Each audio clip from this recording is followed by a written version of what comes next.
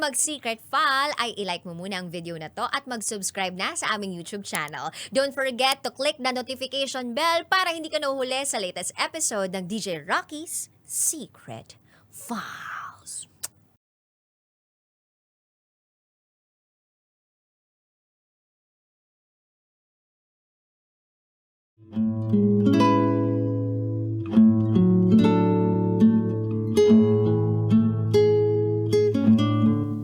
And now, it's time for DJ Rocky's Secret Files.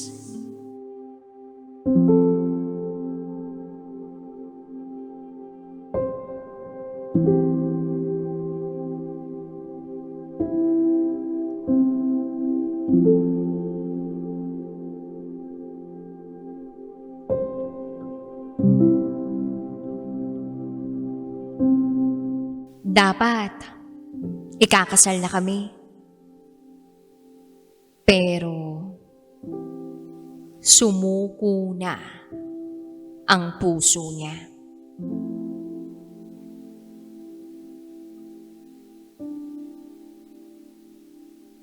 Hi, DJ Rocky. I'm your fan. Lagi akong nakikinig ng programa mo since 2020. Itago mo ako sa pangalang Tonette, 27 years old. At ito, ang aking secret file.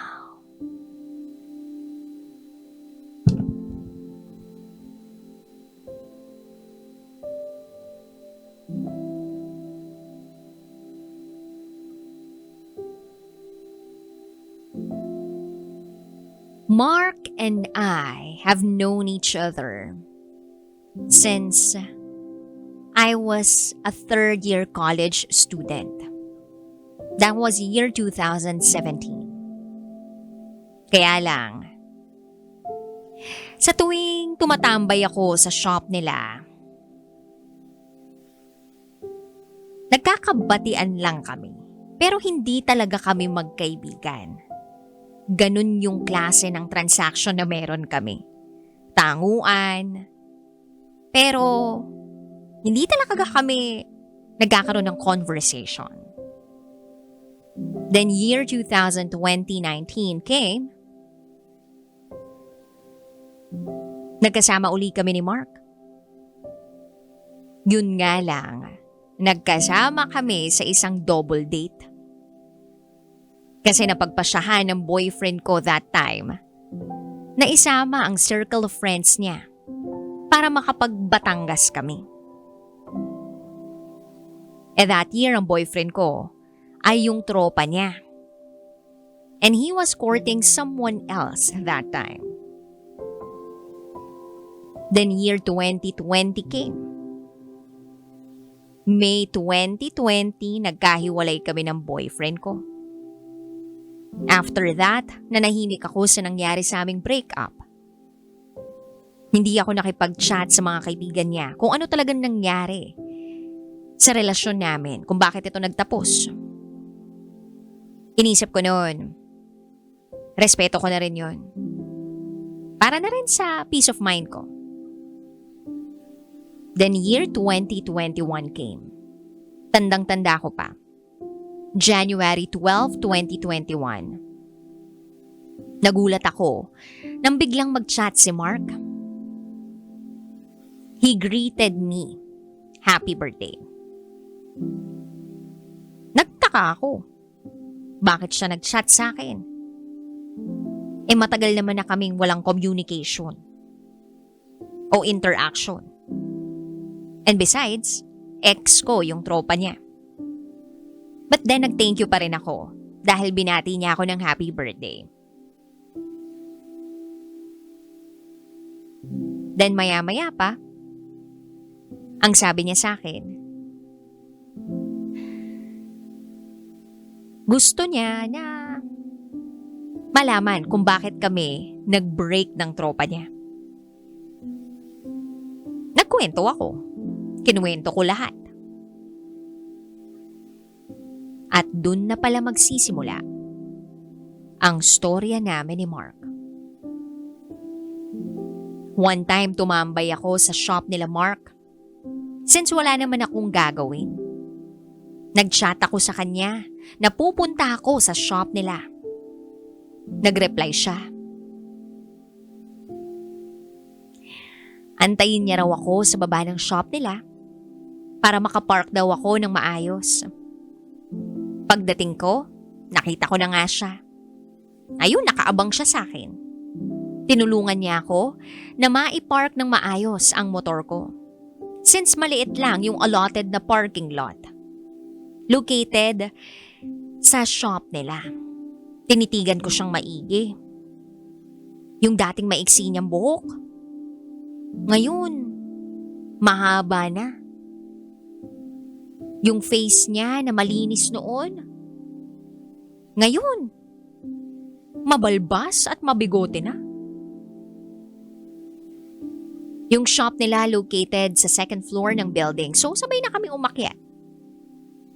Pagdating sa shop, tinanong niya ako kung kumain na ba ako. Kasi kung hindi pa, o-order daw siya ng pagkain. Doon sa third floor, may restaurant yung tropa niya.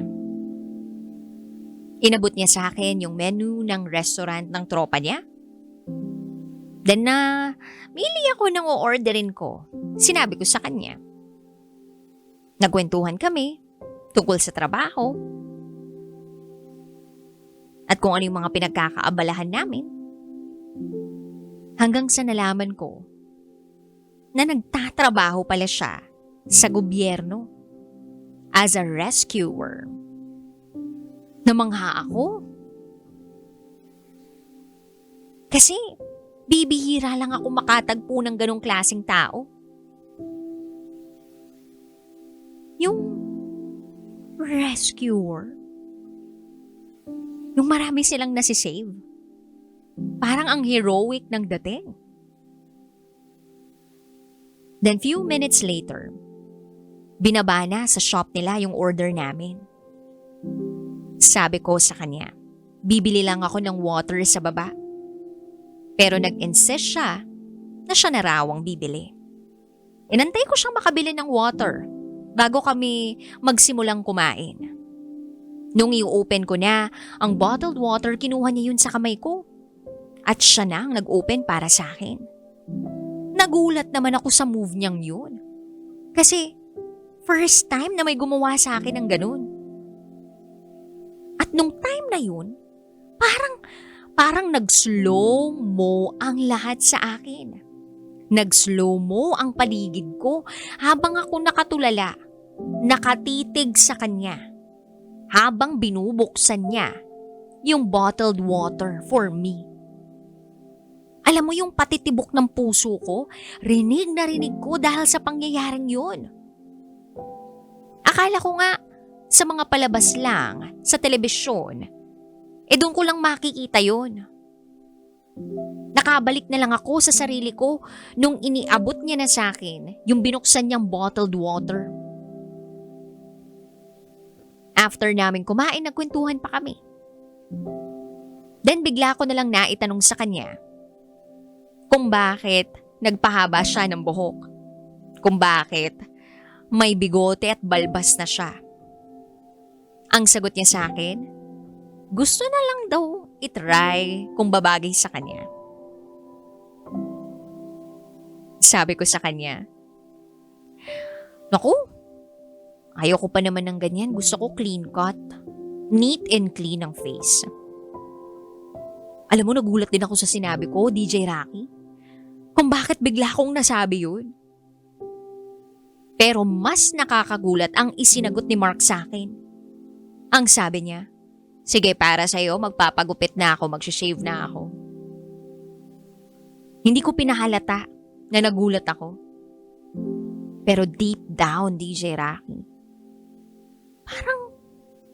parang may kilig. Lumipas ang oras. Hindi na namin namalayan na gabi na pala. Nagaya na akong umuwi dahil magdadrive pa ako. Hinatid niya ako kung saan ako nagpark.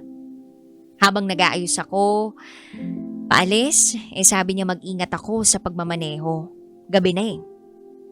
Dahan-dahan daw sa pagdadrive. Tapos sumakbay siya sa akin. Sabay, tap sa balikat ko. Tumango naman ako. Then nag-drive na ako paalis. Pagka-uwi ko, napaisip ako. Bakit ganun yung actions namin sa isa't isa? At bakit ganun yung nararamdaman ko? Dumagdag pa na nag-chat siya. Nagtatanong kung nakauwi na ba ako. After kong mag-isip-isip, nag-decide ako. Nagagawa ako ng move para magustuhan niya ako. Pero kung sakaling hindi naman niya ako magustuhan, okay lang din naman sa akin. At least wala akong pagsisisi at wala akong magiging what if. After ng pagkikita namin ng araw na yon, araw-araw na kaming magka-chat. Araw na rin kaming nag-a-update sa isa't isa. Naikwento niya sa akin na ang last relationship niya ay 5 years ago. 9 years sila nung naging ex niya. Long time girlfriend. Medyo kinabahan ako dun, DJ Rocky. Kasi ang tagal nun, no? Pero kung sa bagay, medyo matagal naman na din yung panahon na single siya. Then one time, bigla na lang siyang bumanat. Kung papaano daw, pag niligawan niya ako. Na maging kami. Nag-reply ako sa kanya. Uwe, di nga. Seryoso raw siya. Then lumipas ang ilang buwan.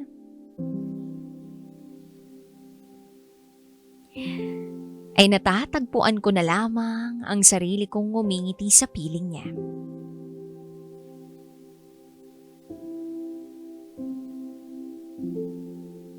Lumalabas na kami ni Mark kasama ang mga close friends ko. Unti-unti ko na siyang ipinakikilala sa mga malalapit na tao sa buhay ko. Then one day, sinabi niya sa akin, Tonet, tayo na. Ganun din naman yun, di na kita tatanungin. Anong magiging official date natin? Or anniversary? Nagulat ako sa sinabi niya, pero kilig na kilig ako. Tapos sabi ko, ganun ba yun?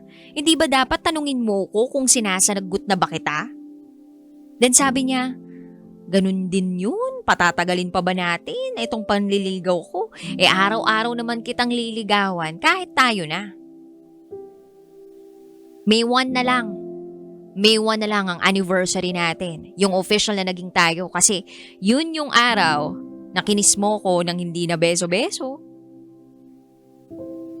Huwag na tayo mag-celebrate ng monthsary Anniversary na lang. Basta May 1, yan ang official na date natin. At ayun, wala na akong nagawa. Dahil gusto ko rin naman yun. Lumipas ang ilang buwan. Dumating ang araw na pinaka-memorable sa akin. December 18, 2021. Mark proposed. And I said yes. Tuwang-tuwa ako. Na-overwhelm ako. Siyempre, 7 buwan pa lang kaming magkarelasyon. Pero inalok niya na ako ng kasal.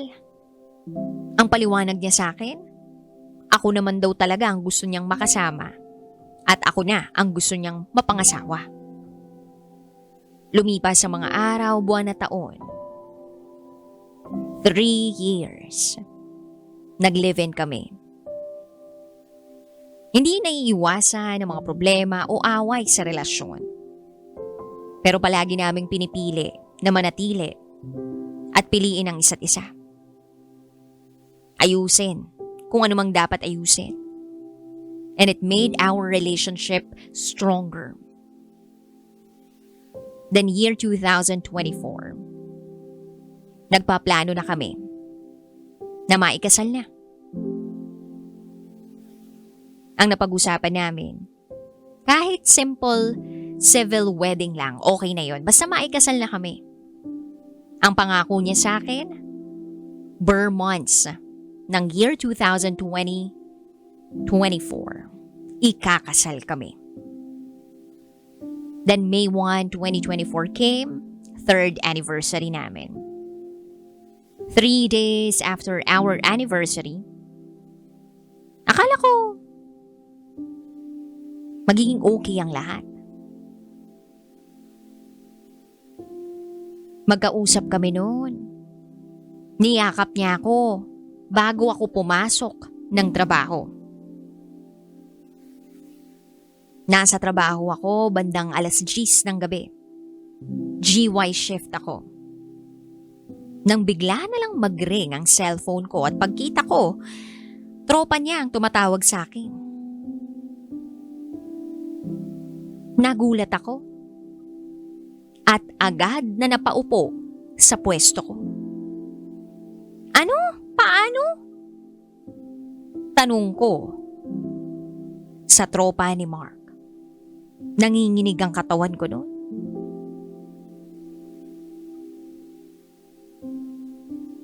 Ang sabi sa akin ng tropa niya, bigla na lang daw bumagsak si Mark.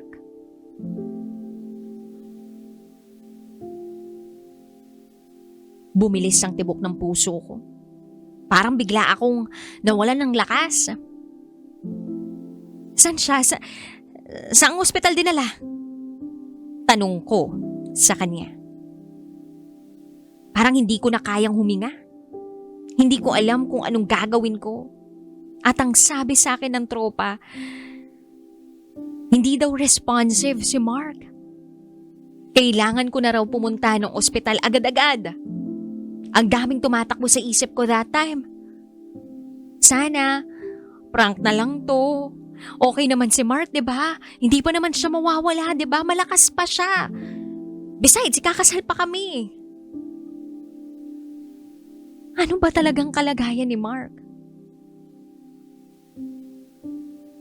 Agad-agad ako nagpunta sa ospital. Pagdating ko sa ospital, agad akong kinausap ng tropa niya na nagdala sa kanya.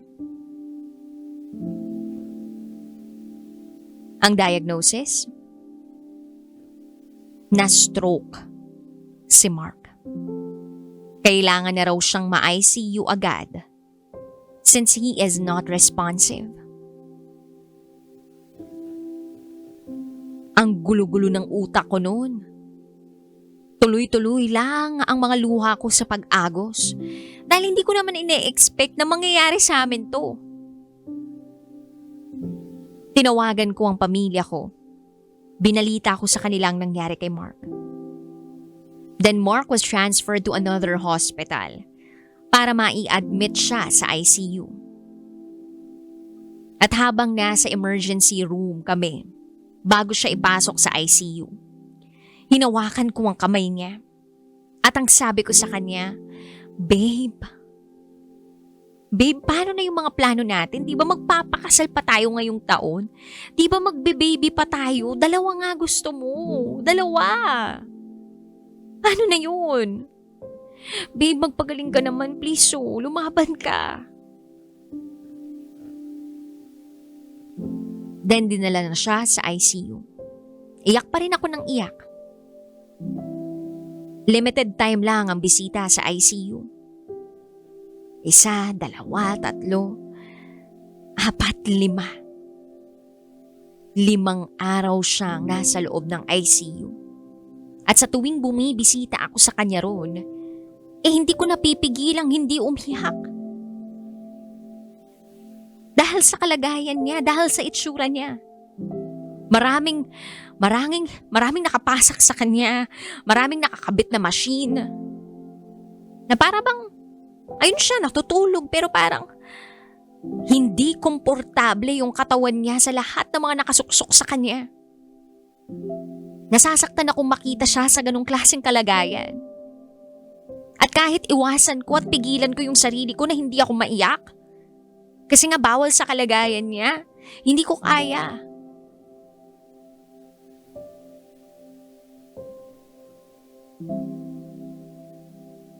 Then kinausap ko siya. Napansin ko na sinubukan niyang imulat yung mga mata niya. Naiyak ako doon. Then unti-unti niyang sinubukang hawakan yung kamay ko. And for me,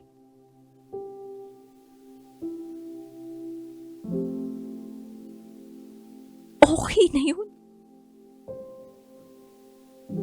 Okay na malaman ko na okay siya. And that gave me hope na gagaling siya. Lumipas ang ilang araw, nailabas na siya sa ICU.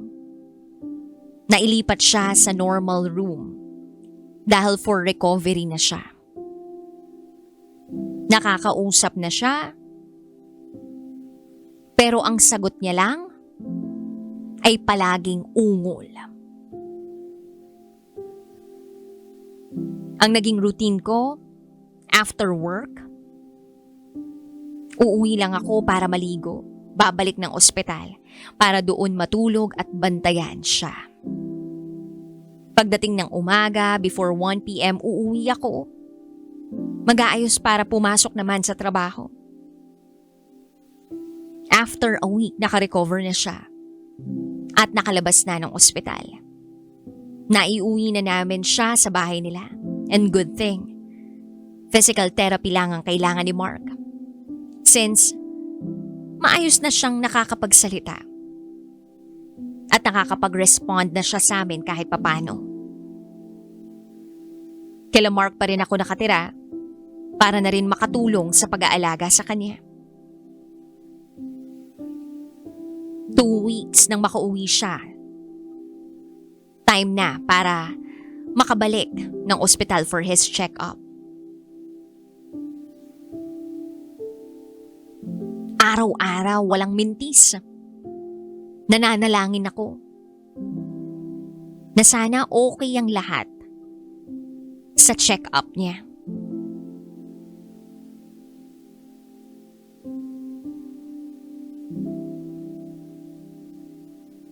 Pero siguro,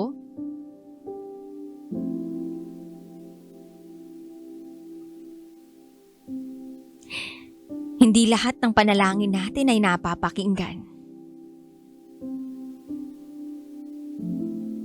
Sabi ng doktor, kailangan daw ma-confine ni Mark dahil mataas ang potassium niya. And this is based sa resulta ng lab niya. If hindi raw magagamot, magkakaroon daw ng epekto yun sa kanyang puso. At ang possible result ay heart attack. Pagkatapos kong marinig yun, iyak na naman ako ng iyak kasi panibagong pagsubok na naman yun para sa amin. Na-confine uli si Mark for 1 week. After ma-discharge, ipinagpatuloy uli namin ang kanyang therapy. Dumaan ang June and July. In fairness, kahit papano nag-i-improve si Mark. Kinailangan kong maging matapang.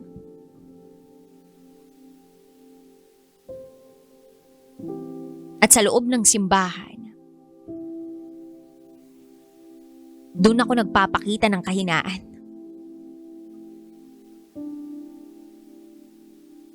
Ang bigat ng nararamdaman ko eh.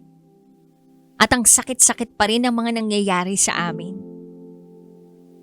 Hindi ko nga maiwasang questionin ang Panginoon. Tanong ko sa Kanya, Lord, bakit sa amin nangyari to? Bakit kay Mark pa? Mabuti naman siyang tao. Wala naman siyang inaagrabyado. Ang sakit-sakit po. Mahal na mahal ko siya. At maraming nagmamahal sa Kanya. Please, pagalingin mo na siya.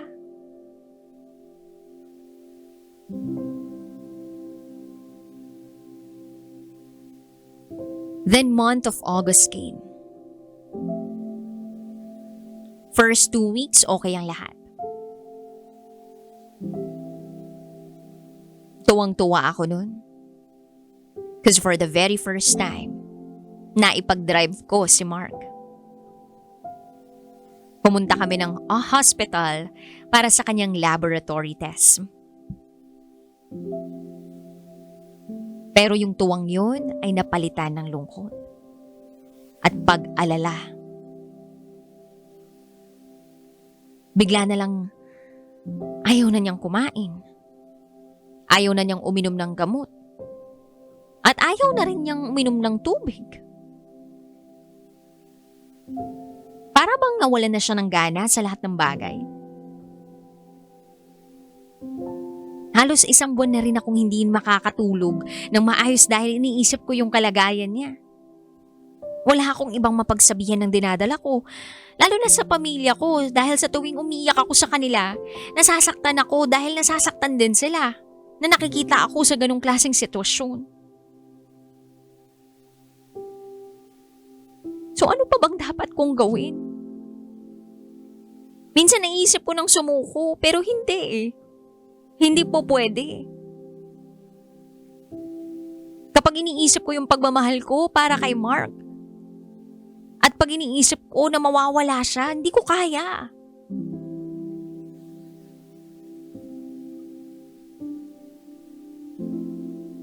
August 28, 2024. Hinawakan ko ang kamay ni Mark. Kinausap ko siya. Sabi ko sa kanya mahal na mahal ko siya.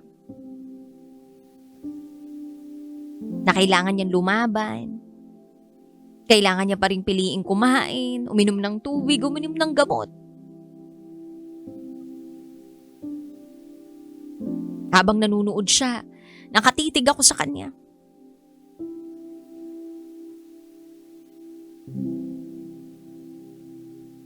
Then August 29, mag-aalas 4 ng umaga.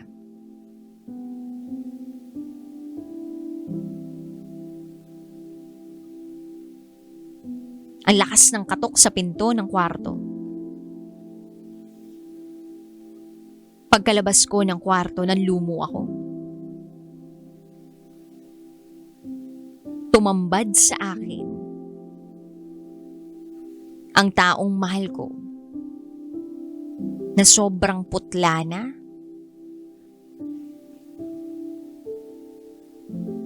at wala ng buhay.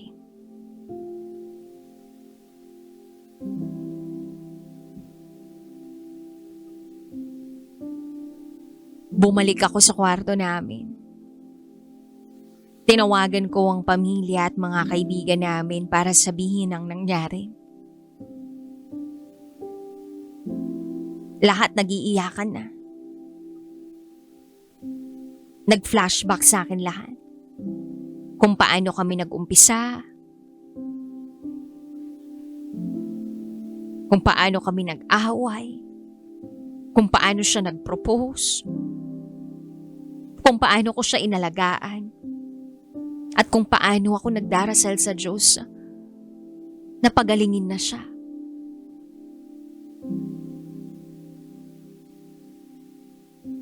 But maybe, hanggang dun lang talaga ang lahat.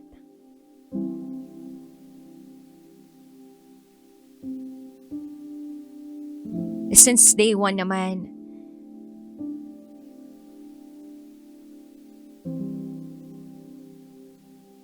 tinupad niya pa rin yung pangako niya eh.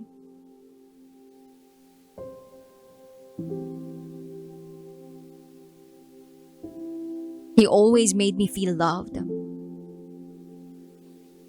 Yung araw-araw niya akong liligawan kahit kami na.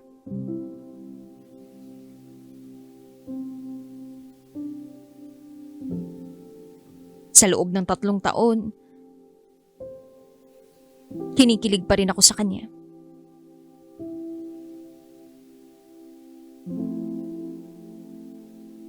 Sa araw-araw na ginawa ng Diyos, palagi niyang inuuna at iniisip ang kapakanan ko.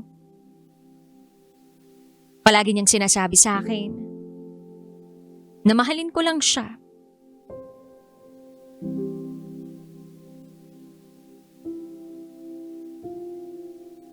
Kasi constant na yung pagmamahal na ibibigay niya sa akin. Sobra-sobra.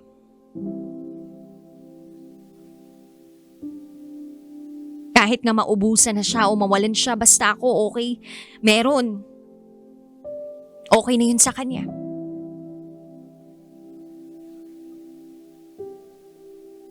While I'm writing this letter, hindi ko pa rin maiwasang maiyak. While remembering everything. Especially kung paano niya ako mahalin.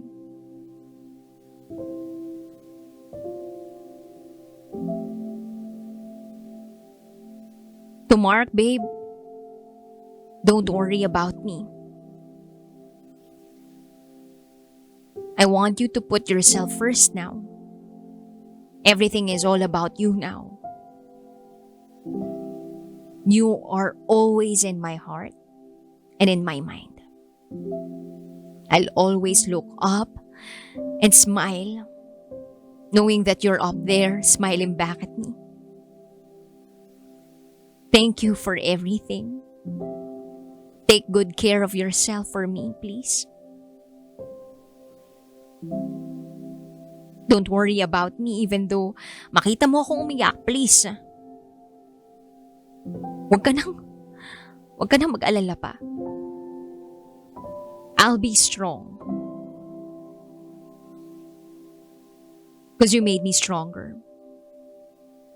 You've taught me how to be strong just like you.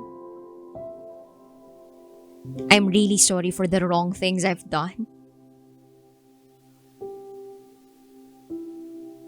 Lagi mong sinasabi sa akin na basta babe, masaya ka, masaya na rin ako. Basta okay ka, okay na ako. I'll always remember that. I know every inch of you. The way you think, the way you stare at me, the way you smell everything.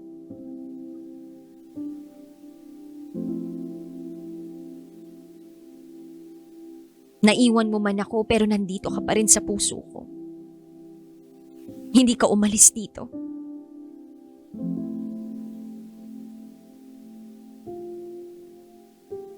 I love you and I miss you so much. Hanggang dito na lang po, DJ Rocky. Muli, ako si Tonette. At ito, ang aking secret file.